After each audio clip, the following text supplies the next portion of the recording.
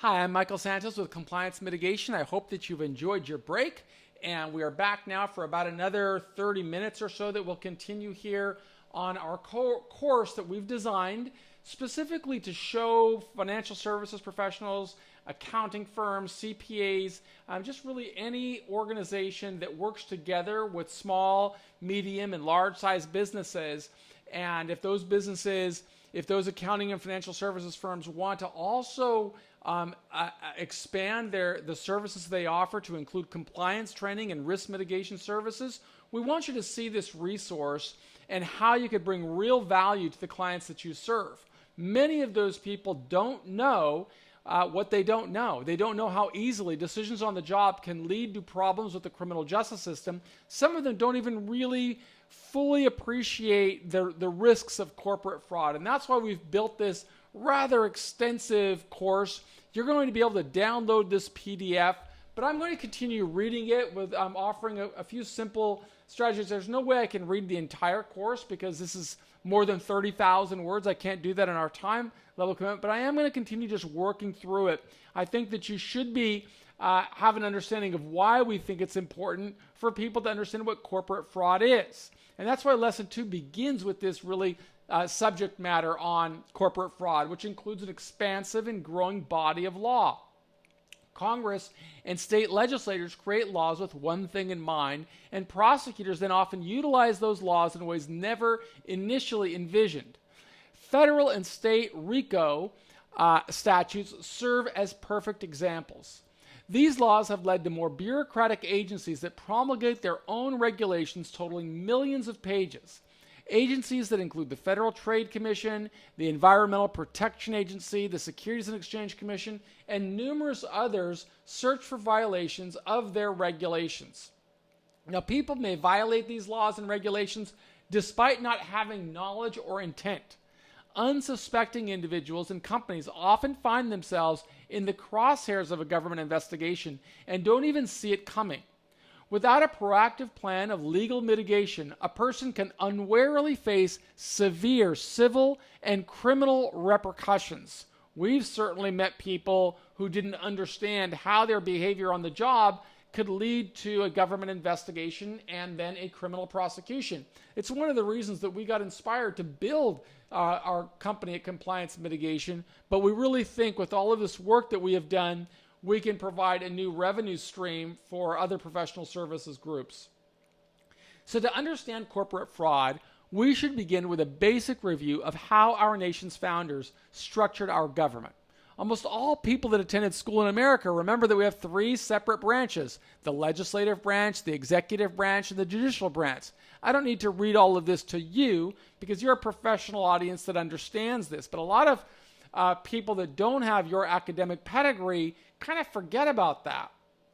And what they don't realize are that people that work in those different branches of government have their own agenda, have their own mindset. They define success perhaps a little bit differently than the way an entrepreneur defines success.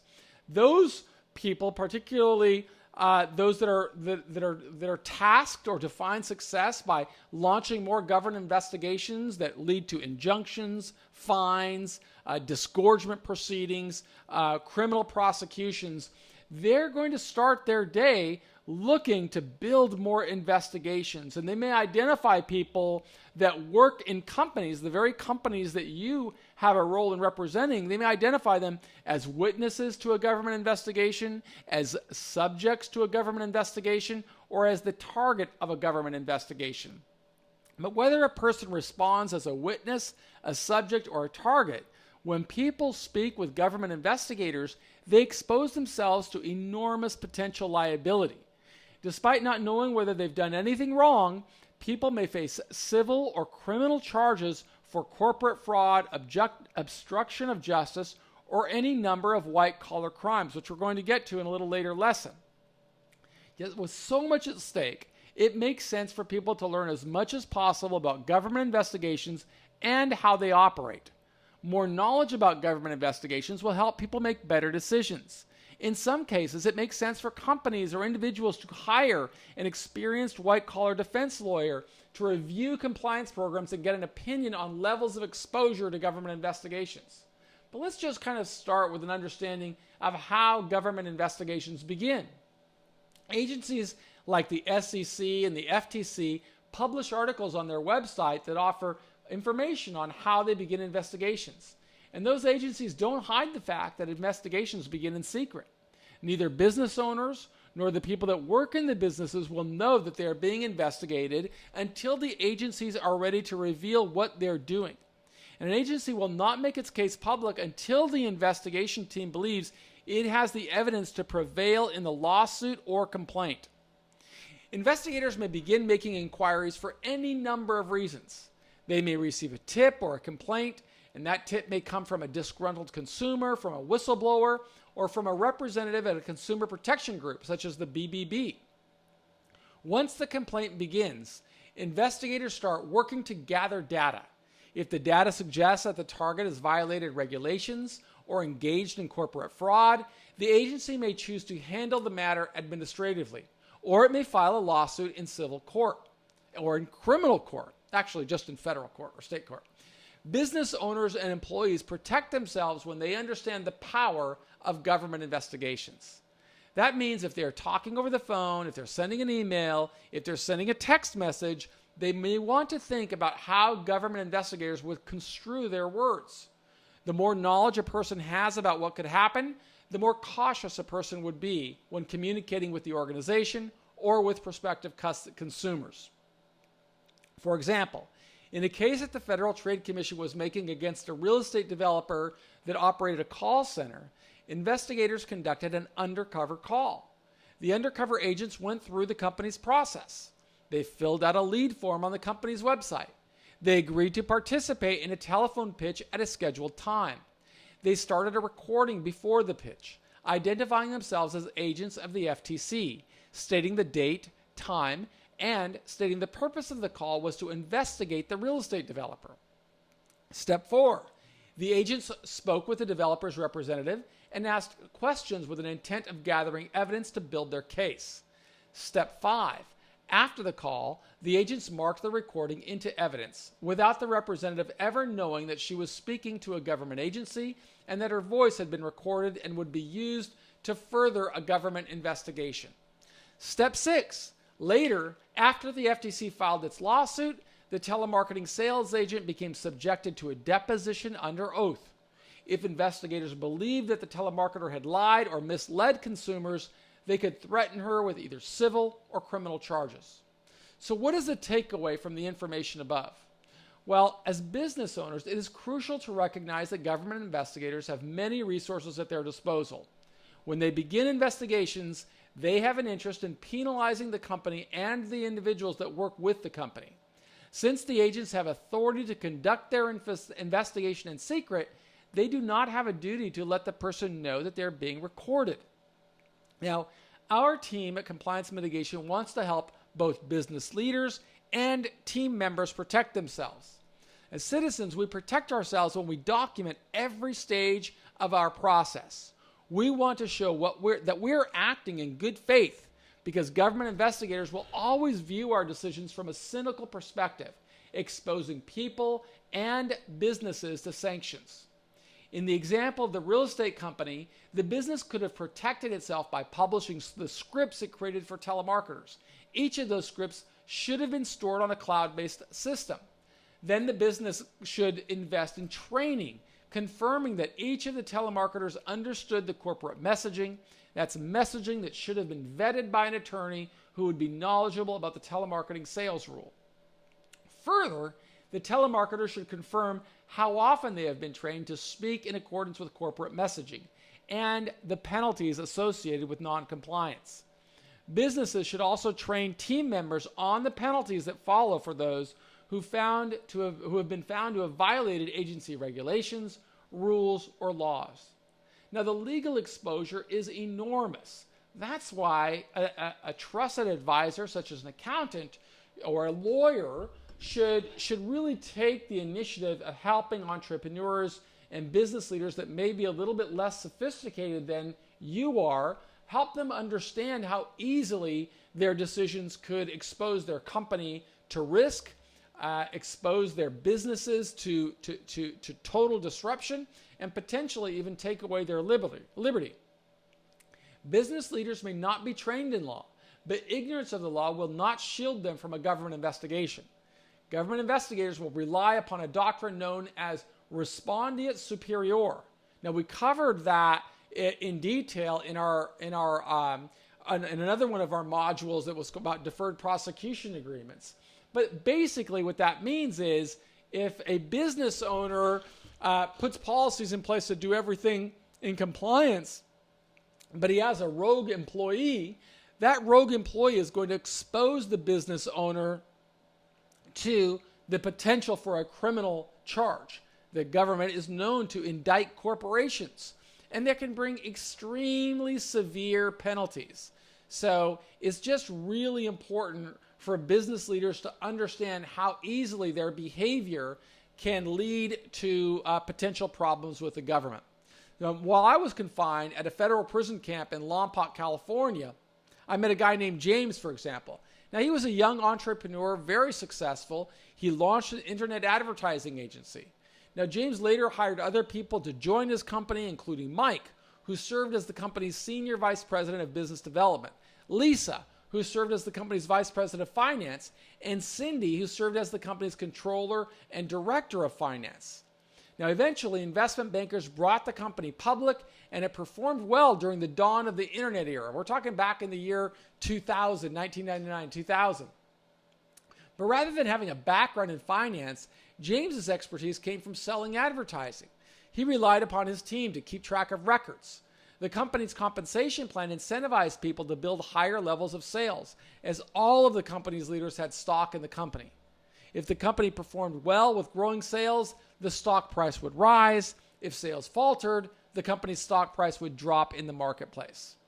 But when a recession threatened to slow sales, Mike, Lisa, and Cindy hatched a scheme. They didn't understand the implications of what they were doing. They conspired with leaders at another company. And basically, Company A agreed to purchase goods and services from Company B, and Company B agreed to purchase goods and services of the exact same amount from Company A. Company A sent money to Company B, masquerading the transaction as a sale.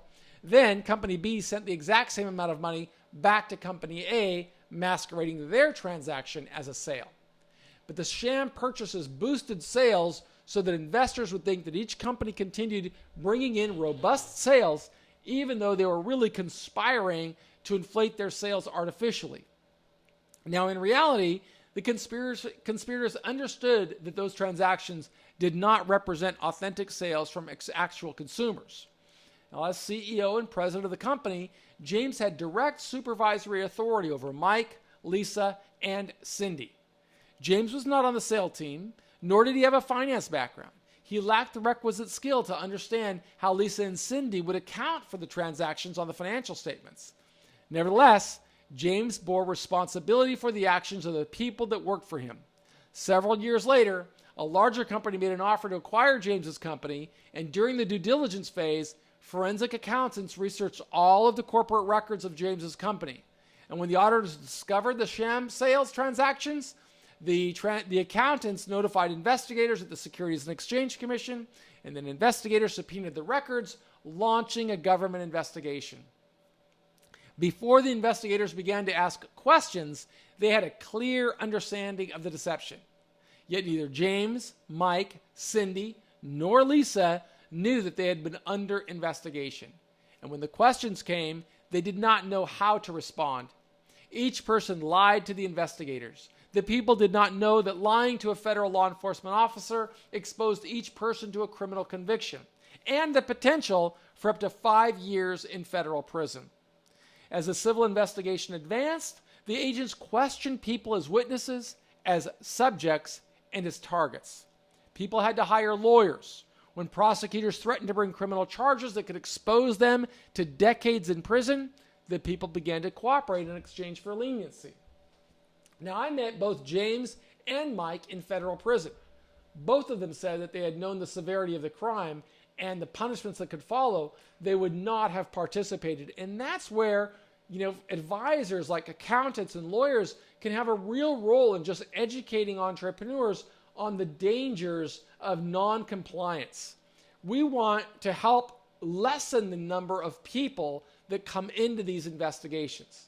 So here's a question to consider. As the company's CEO, what level of culpability did James have for the decisions that Mike, Lisa, and Cindy made? In what ways would knowledge about criminal penalties influence corporate leaders like James, Mike, Lisa, and Cindy? Who would law enforcement officials identify as victims in the case above? And what type of training could protect a company against decisions like those that James, Mike, Lisa, and Cindy made in the case example? During corporate training sessions, it may help for leaders to work through these types of role-playing situations. By helping people understand how government investigations begin, we can go a long way toward helping team members make better decisions. Hopefully, we can also lessen corporate vulnerability to government investigations and also reduce the number of people that face charges for white-collar crimes. As a result of the time that I served in federal prison, 26 years, and the amount of time that everybody on our team served in federal prison, we've got a real depth and breadth of knowledge about how many people in business make decisions without any concept of what the ramifications could be. Similar to this concept of respondeat superior, I'm reminded of a case of a guy that I met. He didn't have an education. Not a college education. This is a guy that grew up during the 1990s and grew up on, PlayStations or whatever these things are called, video games. And when the internet came along, he trained himself how to code computers and HTML and became a graphic designer and began building websites for small and medium-sized businesses, and did so well that he dropped out of high school to build his business. And the business grew because everybody needed a website. He hired all kinds of people that worked for him and really just looked at his task as providing a service as the client directed. One client came to him with a nutrition company, big nutrition company, doing more than $50 million a year selling supplements. And they asked him to design a package and the product material that went with it, a website, an order form, and do all of this really nice graphical interface that made it easy for consumers to make purchases. Well, the team that was involved in creating this took direction from the client. They didn't know that they had a responsibility to understand the laws of what they were publishing. And this company, the nutrition company, had mislabeled some of its supplement, the ingredients in its supplements, labeling them as organic when they weren't organic. And as a result, FDA came and investigated the company, the nutrition company. When their investigation revealed who built the website, who created the marketing materials, they went after this young fella's business, and under the concept of willful blindness, he either knew or should have known. He didn't only face a government investigation, he was charged with a criminal indictment, and I met him in federal prison. Now, if he had a good advisor, that advisor would have helped him realize, how do I create a risk assessment tool to protect me against these matters? And we really believe financial services professionals and lawyers should understand this process, which we'll be showing a little bit later in this course, and learn how you can offer this as a service to the clients that you serve. So we're going to get back on, we'll come back with another episode here, but I want you to take a little bit of a break because I know this can get a bit tedious. So grab some coffee, take your time to respond to text or emails or phone calls, and come on back, and we'll continue with the lesson. But remember, you can always download this directly from the course wherever you're accessing it. If you can't, just visit us at Compliance Mitigation. You'll see that we've got our contact information at the bottom of each of those slides, and we'll be happy to send you the entire PDF for free. And we'd love to talk with you about helping your organization provide this service to the customers you serve. Thank you.